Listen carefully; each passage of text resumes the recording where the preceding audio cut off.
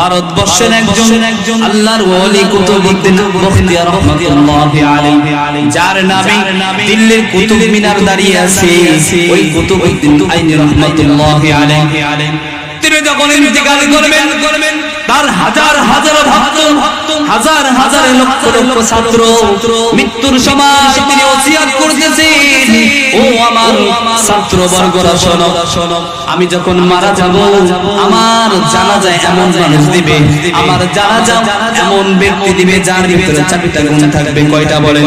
যার ভিতরে চাবিটা গুণ থাকবে, যার ভিতরে চাবিটা গুণ তুমি পাইবা, ওই ব্যক্তিকে তুমি আমার জানাজার নামাজের দায়িত্ব দিবা। আর যদি এই চারটা গুণ তুমি না পাও, তাহলে জানাজা ছাড়া তুমি দাফন করে দিবা। এই ওসিয়ত যখন করলেন, কিছুদিন পরে তিনি ইন্তেকাল করে আল্লাহর সান্নিধ্য লাভ করলেন।